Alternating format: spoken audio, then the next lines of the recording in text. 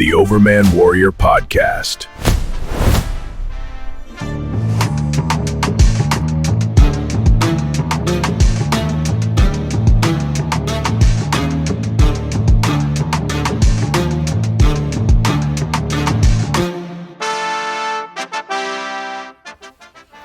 Hi, Coach Hoffman here.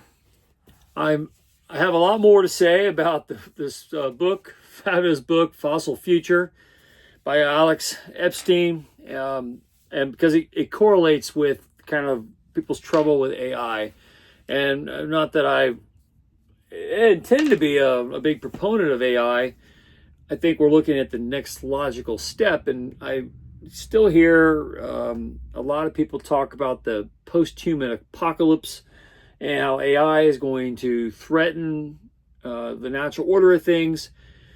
And my argument would be that the essence of being human is to utilize an imagination to think. There's a lot of discussion about souls and the carriers of what a body is. It's the vehicle of the soul, and how that translates over into the everlasting aspect of essence. And do we define a human by the physical form or by the drive that uses in a biological form to utilize imagination and make things? And when you look across the purpose, what makes human beings different than all other animals is its creative nature. So when we talk about humans being made in the image of God, I think it's more than just a Bible story. It's a perspective that distinguishes human beings from other life forms. We have an imagination. We care to utilize it. And we've invented ways to take what is in our minds and make things. We're creators. So when you think about Fossil Future, what the essence of upward mobility, and there's a lot of great stats in this book about how much work electricity performs. And when you look around, you drive in the middle of the night and you see how many porch lights are on, how many air conditioners or heaters are running, and you look at all the human beings that are out there, and you think about how much energy it takes for them to be able to get up 2 o'clock in the morning, open the refrigerator, get a clean, cold drink to maybe sip on or a snack, and you turn the TV on and you can watch things from all over the world. Maybe you're sleeping, maybe you have a fan on you to keep you cool at night, keep your temperature just right. These are all implements that were created to make the world a better place. And when you have access to energy, now you have the ability to use power tools, refrigerators, pumps to get water into your house. You have a way of taking away the means and time it took to do work previously.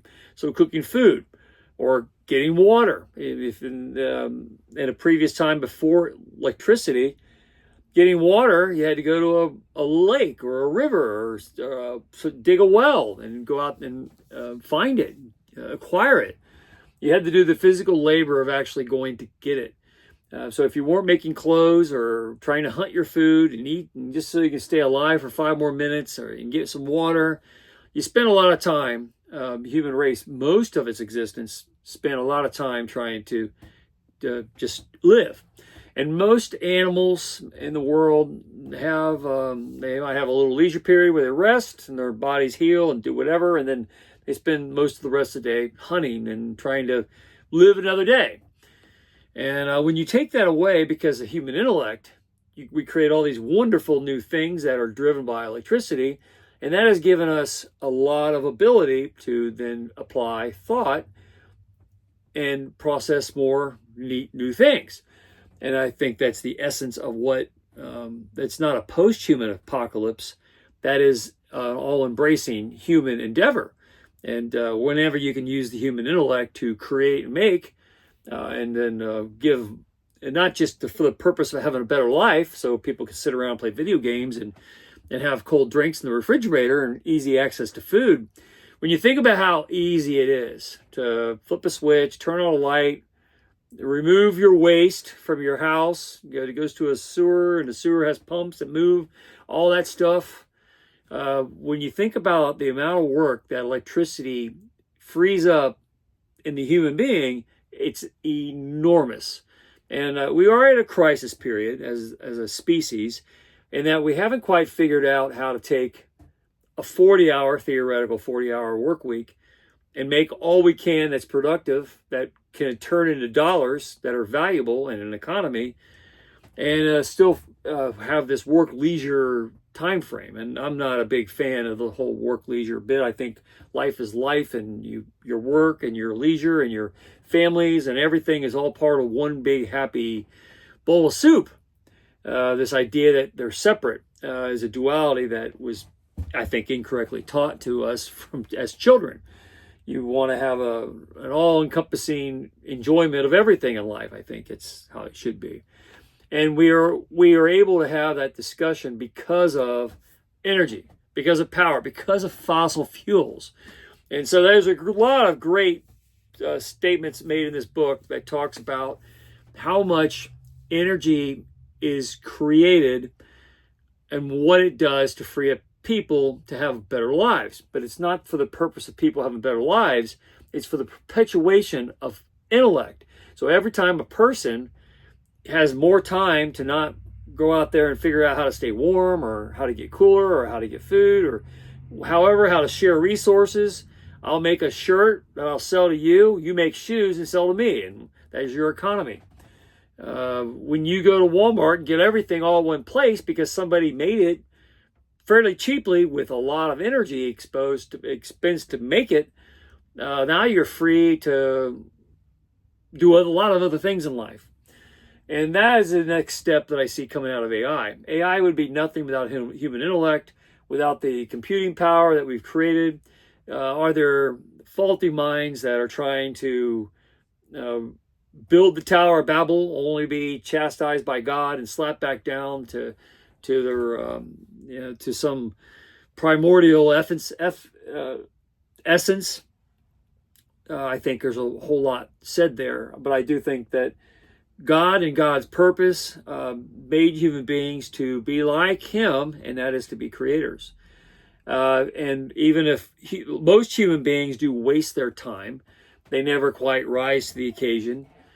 There are plenty who do, and the access to energy allows those types of people to flourish and bring forth lots of great new things that are going to expand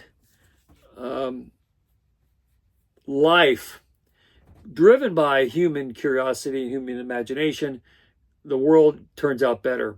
The offset effects by fossil fuels on the environment, if you look at the environment as being, if you have the Earth worshippers who consider Earth to be its own living essence, and that nature worship should be treated, put on a pedestal, and that life form should be eradicated to sustain it, everybody's missing the point.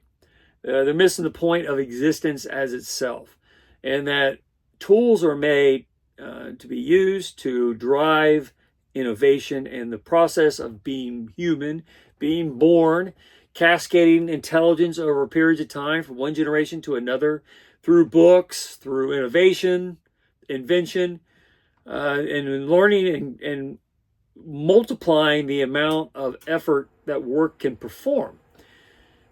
So if the human being and the invention of the calculator made calculation of math so much easier, and the computer made us so we could do a whole lot more things a whole lot quicker, AI is taking the process of thinking, mimicking human beings, taking the process of thinking and multiplying the amount of thinking you can do.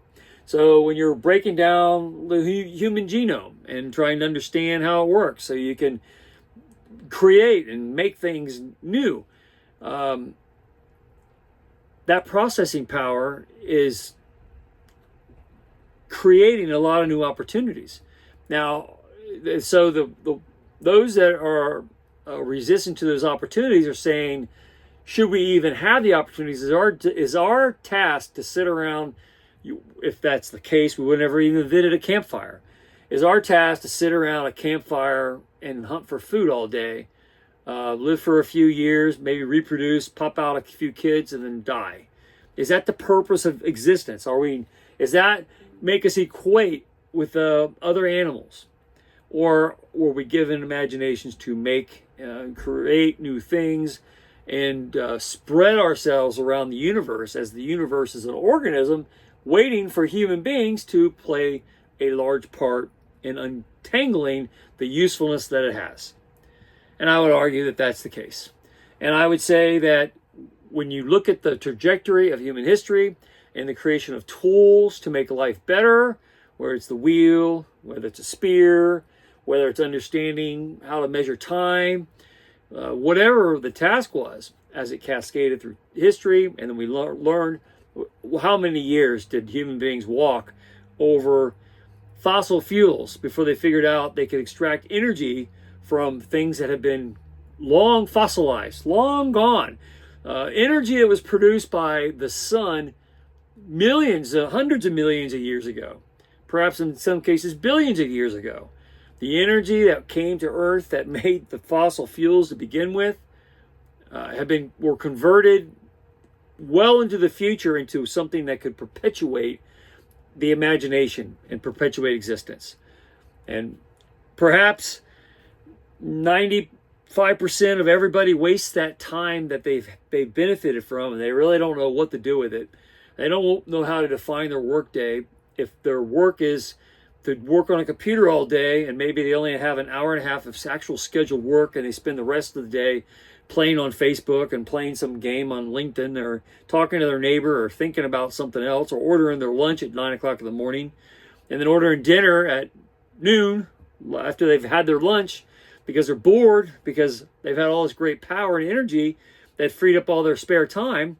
Very few people actually do anything with it, but some do. And if it's only 5%, is it worth the expense in fossil fuels that it takes to free up that 5% or 2%, or maybe it's only 1%?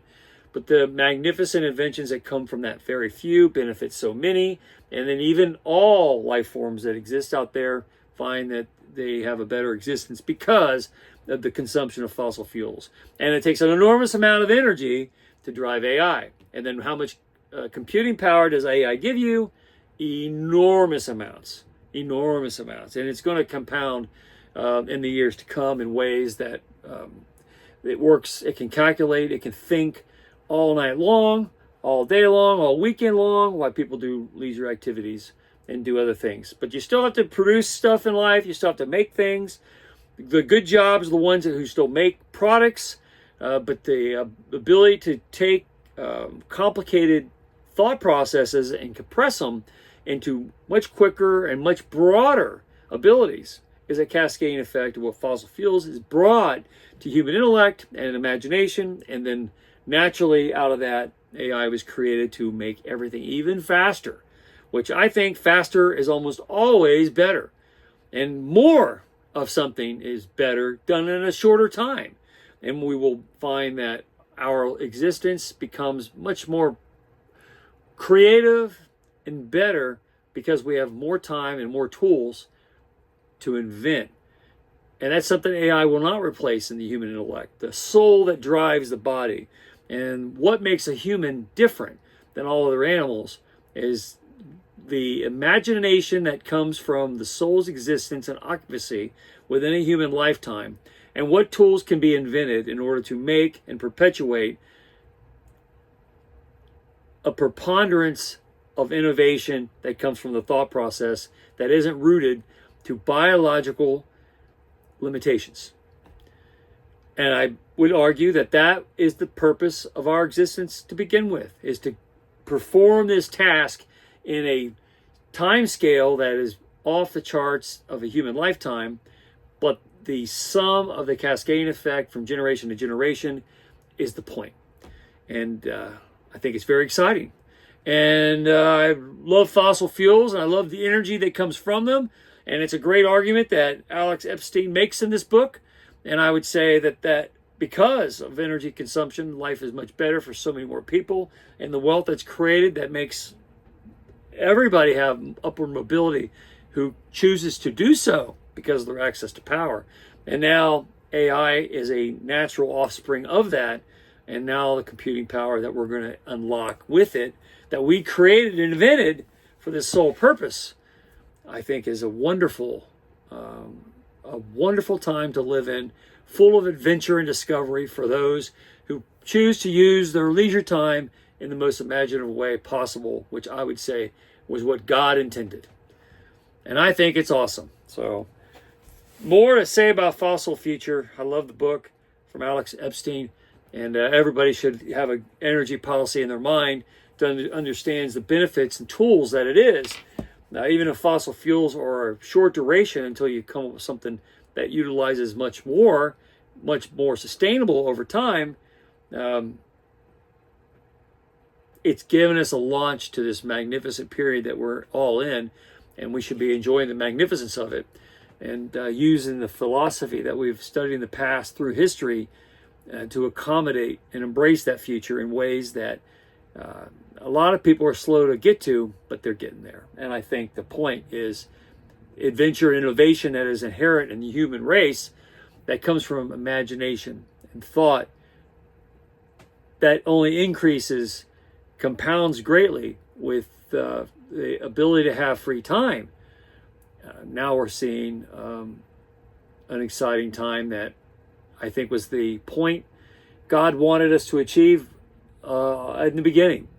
And I'm very excited to see how that progresses in the near future. In the very short years to come, I think we're going to see a lot of change that's very good.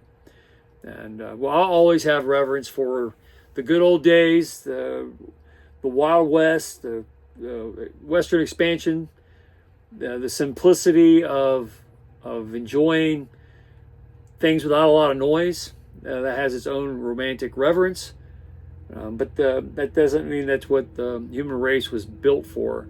I think it was built to create, and we're arms of God's intention, and our task is through imagination. And our biological selves were made to adapt to the environment and use it as tools to achieve a cause. And I think we're seeing that cause emerging rapidly, that we've used fossil fuels to bridge us from a primitive existence to a future that has unlimited imagination, driving human potential to places that probably only God understands, and we're the tools of his design. And it's very exciting. Anyway, Rich Hoffman here. Share, subscribe, make tomorrow a better day. If you ever read my book, The Gunfighter's Guide to Business, I think you'll love it. Anyway, have a good day. See you later. Thank you for listening.